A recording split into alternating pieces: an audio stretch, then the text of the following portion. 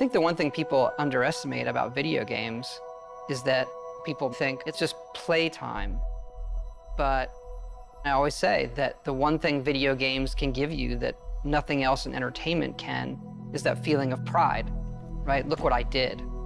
And even though we want to make a game that is very big and is very long, you can play for all of those years, it's all the paths you didn't take that make it special to you, that you feel like when you finish that quest, that you feel that you accomplished something that week. The people who love video games can always say, like, you know, what'd you do today? I saved the world.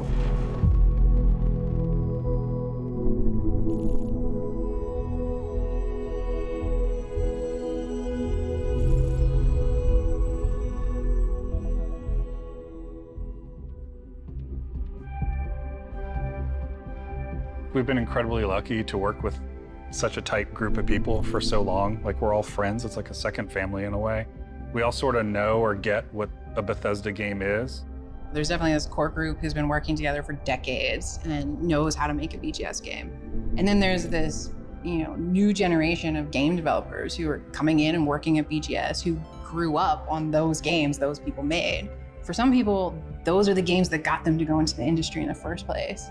And what I love about that is those people come in and they love the worlds too, and they want to stay true to those worlds that they grew up on. And so we're still able to maintain what a BGS game is, but continue to evolve. I think we underestimate how long people are going to play it. You look at Skyrim, we're sitting here 10 years later, and it keeps having this life, and it changes how you want to create something.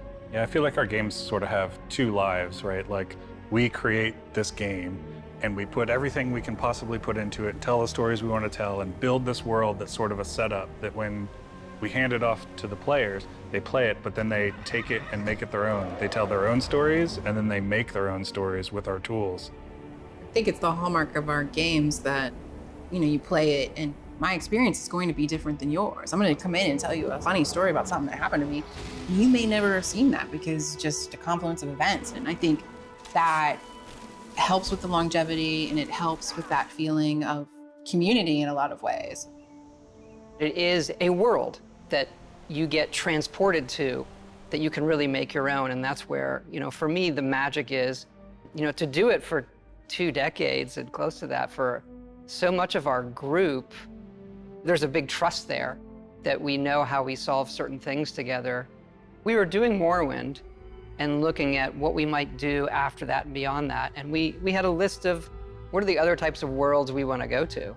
And obviously Fallout was at the top of the list, if we could do that, and that, magically, luckily came true for us. And right behind that was, science fiction. Going to space, I think there's a magic in just defying gravity and taking off from a planet. Like, it's extremely difficult human endeavor. Yeah, a lot of our games are about exploration, and that's sort of like, that's the ultimate exploration, is what's out there, what's past Earth, right? So it's incredibly exciting for us to work on something like that. I feel like every time we come to a game, we're starting fresh. We're saying, okay, we just did that one, that's over.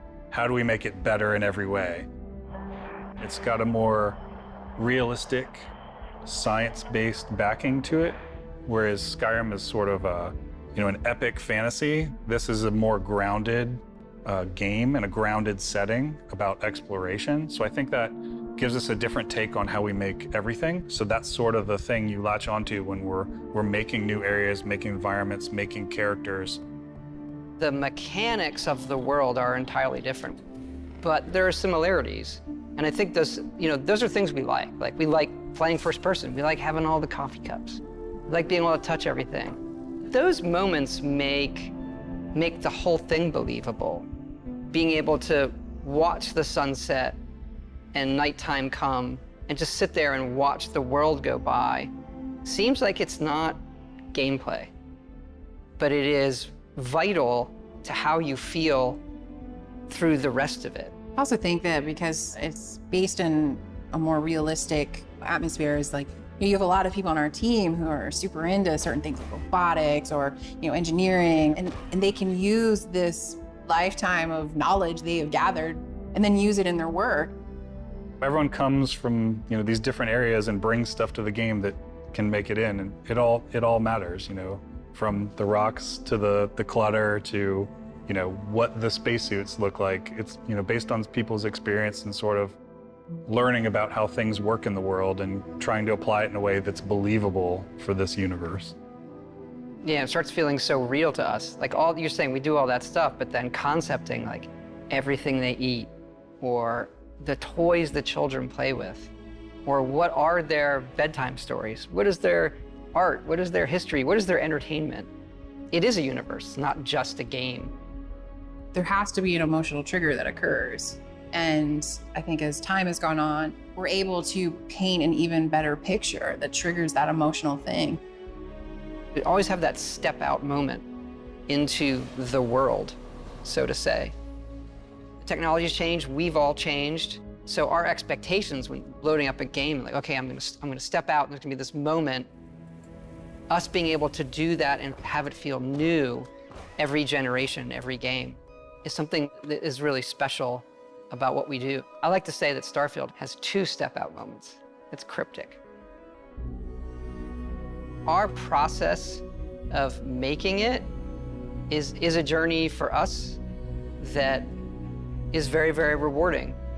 And coming to Starfield, everybody starting over and saying, what would you want to do? What does going to space mean to you? And everybody comes back to the same one. I want to see what's out there.